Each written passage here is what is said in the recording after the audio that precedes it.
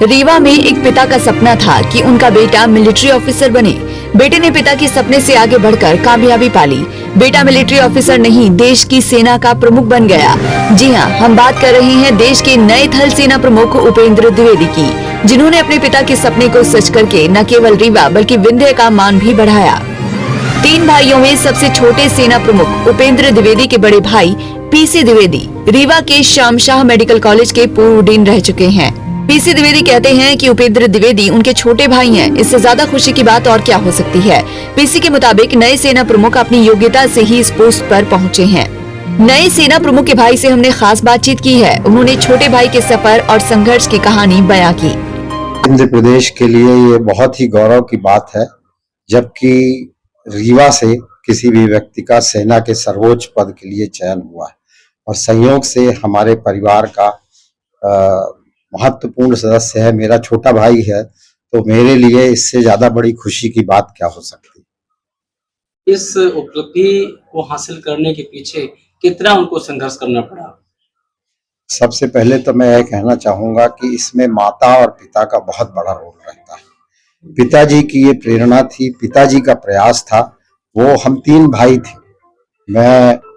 मुझे वो डॉक्टर बनाना चाहते थे, उन्होंने मुझे आई स्पेशलिस्ट बनाया। फिर मैं अधिष्ठाता के पद में 2019 में रिटायर हुआ।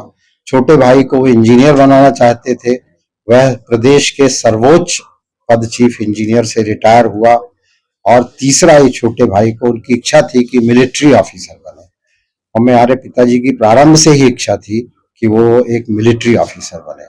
पिताजी के प्रयासों से ये संभव हो पाया कि उन्होंने सैनिक स्कूल में उसका एडमिशन कराया और उसने अपनी योग्यता के बल पर नेशनल डिफेंस एकेडमी में पहले ही अटेम्प्ट में सेलेक्ट हुए और फिर नेशनल डिफेंस एकेडमी खड़गवासला के उनका चयन हुआ। फिर एनडीए देहरादून से वो पास आउट हुए। 1984 में उन्हें कमीशन मिला। देश विदेश के सभी बड़े पोस्ट पर उन्होंने कार्य किया। सेशल्स देश के वो सैन्य सलाहकार भी रहे। अमेरिका से विशेष कोर्स किया।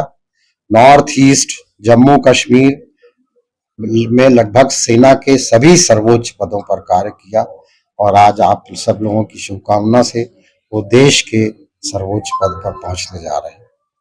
कभी ऐसी भी स्थिति परिस्थिति आई होगी छात्र के दौरान, मतलब पढ़ाई के दौरान, तो उन पर कोई प्रकाश डालिए। जो मैं अभी चर्चा कर रहा था, सबसे पहले वो हमेशा हमारे बेटों को भी समझाते हैं कि कभी पापा से या घर में किसी से झूठ मत बोलना, असत्य मत बोलना।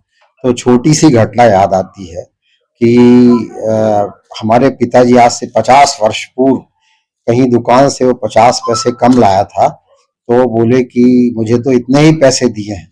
दुकान वाले के पास पिताजी गए और उन्होंने कहा तुमने 50 पैसे कम दिए हैं। दुकानदार ने कहा कि नहीं, मैं आजकल के बच्चे ऐसे ही होते हैं, माँ बाप से गलत बता देते हैं, वो ले गया था यहाँ से पैसे। पिताजी ने कहा मुझे और किसी पे विश्वास हो ना हो, अपने बच्चे पे विश्वास है, वो कभी झूठ नहीं बोलता। तब की घटना वो बताता है और कहता है कि जीवन में कभी भी असत्य नहीं बोलना चाहिए। जब पिता को इतना विश्वास था तो आज भी वो उसका विश्वास कायम है, कभी किसी से झूठ नहीं बोलता, असत्य नहीं बोलता, गलत आश्वासन नहीं देता। तो निश्चित रूप से एक छोटी सी घटना है वो, और आप लोगों के बीच में है। उसने अभी एक किस्सा मुझे पिछले वर्ष सुनाया जो कि मैं भी नहीं जानता था कि एक जगह वो लोग पुंछ कश्मीर में गए और हेलीकॉप्टर से वो उतरा और वो हेलीकॉप्टर उड़ा और क्रैश हो गया। 2 मिनट का अंतर था, तो ईश्वर ने शायद उसको जिंदा रखना था, इसलिए वो क्रैश में भी बचा, नया जीवन मिला और आज आर्मी में चीफ बना। आपको बता दें कि इस समय देश के 2 प्रमुख थल और जल सेना की कमान विंध्य के हाथों में है।